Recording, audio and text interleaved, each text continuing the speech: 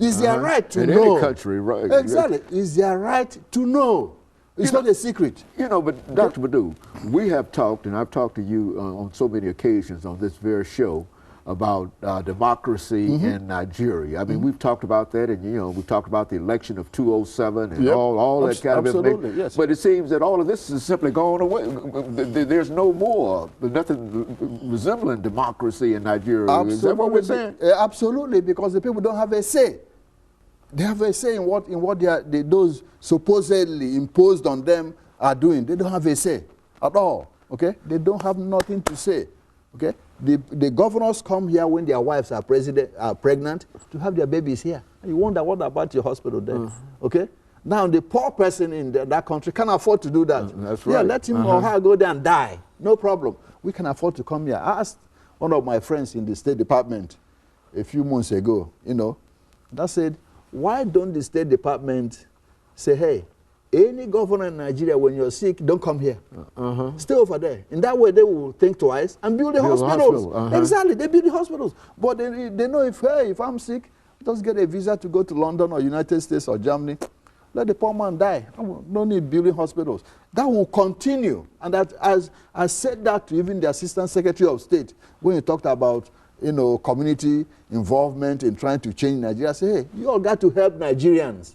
That's going to continue. There's no way to break that cycle. That's correct. It appears to me the way it's playing out here. You can't break the cycle the way unless you help us break that cycle. That means you have to say, hey, if you're a governor of a state in Nigeria, when you're sick, don't come here.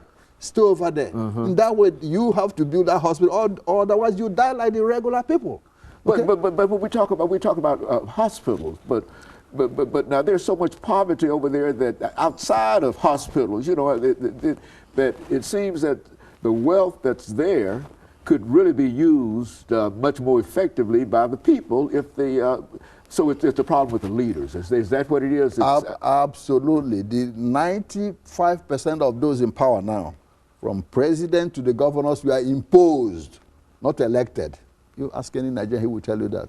Except for the governor of Lagos State or so, who is doing very well. He was really elected. Okay? The majority are doing nothing. And you've interviewed those Lagos people. That's right. Exactly. They are the ones doing a lot. Even their governor has never traveled out since he became governor. All the equipments they came here, you know, that's what they came here for. It's being used very well in building up Lagos hospitals in Lagos. Okay. Okay, yeah, he's doing very well because he cares about the welfare of his folks. And those you saw here when they came, the same. Kulu. Exactly. Yeah, exactly. You know I remember him well. That's correct. And he was a very, very energetic governor. That's correct. And he was planning on running for the presidency at one time. That's correct. As a matter of fact. That's correct. They are doing very well, okay, because they are dedicated. The rest don't care. And now, what happens? You have a lot of poverty, combine it with Islamic terrorism. You have a combustible, you know, ingredient there. And that's what's happening. Okay? Most Nigerians now are poorer than they were in 1960, when the country even had less money. Okay? Now, with Islamic terrorists, you know, rampaging in the north and poverty in the other part of the country, in particular in the Niger Delta, where the oil comes from, you have a very big, terrible situation there that is going to get out of hand. Okay? Where this oil comes from, 90% of the people don't have water to drink because Shell and others have polluted the water. They can't drink their water. They depend on fishing. They can't even fish because the water is messed up. Okay, yeah, they have nothing. That's why you have them now agitating. You have militants agitating in Niger Delta, and they have guns. You know, the acting president, who is Goodluck Jonathan, is from there himself. And they are telling him, hey, if you don't do something, we will keep fighting. We're not going to give up until, you know, we make sure that we get what we deserve.